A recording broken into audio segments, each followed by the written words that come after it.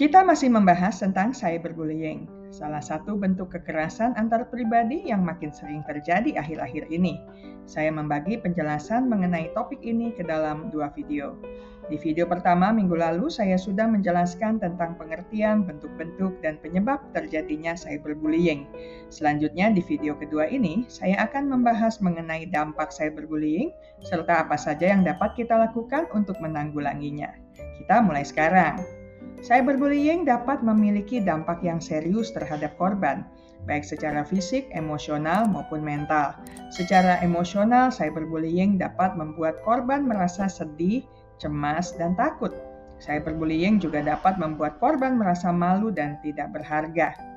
Korban cyberbullying juga berpotensi mengalami PTSD yang ditandai dengan gejala seperti mimpi buruk, flashbacks, dan kecemasan.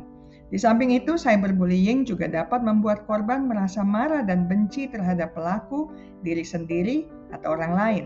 Dalam kasus yang lebih ekstrim, cyberbullying dapat menyebabkan korban menyakiti diri sendiri, bahkan melakukan tindak percobaan bunuh diri.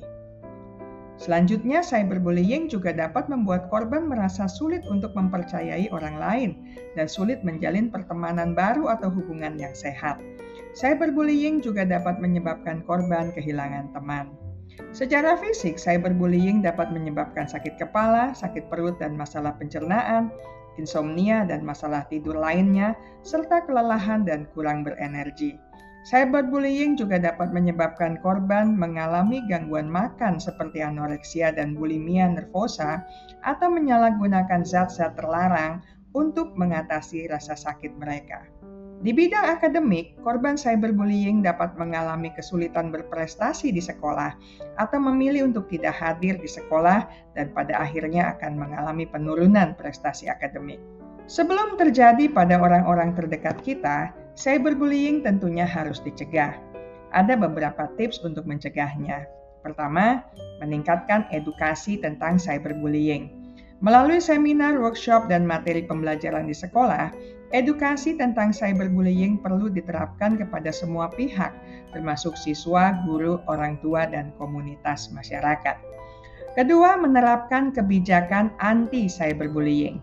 Sekolah dan platform online perlu memiliki kebijakan anti-cyberbullying yang tegas, jelas, dan konsisten untuk diterapkan di sekolah maupun di beragam platform online. Ketiga, membiasakan dialog terbuka antara orang tua dan anak tentang penggunaan internet dan risiko cyberbullying. Artinya orang tua juga perlu membangun hubungan yang baik dengan anak dan memantau aktivitas online mereka. Keempat, menerapkan pengawasan orang tua. Tidak cukup berdialog, orang tua juga perlu mengawasi aktivitas online mereka terutama di media sosial.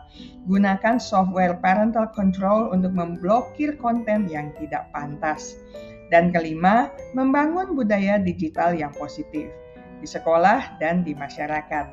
Budaya digital positif ini harus mengedepankan rasa hormat, toleransi, dan empati.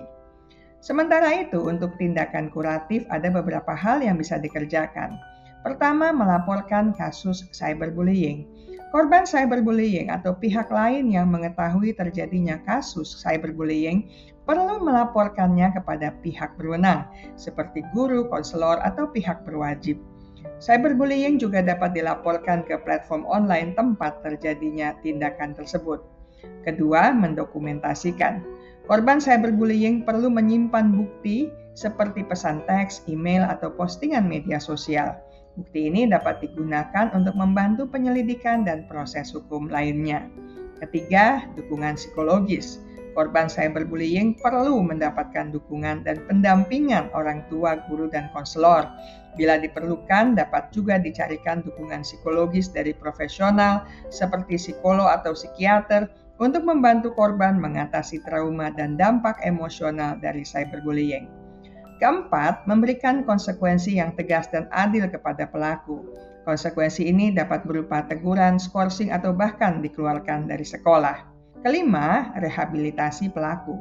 Pelaku cyberbullying juga perlu mendapatkan rehabilitasi untuk membantu mereka memahami dampak dari tindakan mereka dan belajar berperilaku prososial.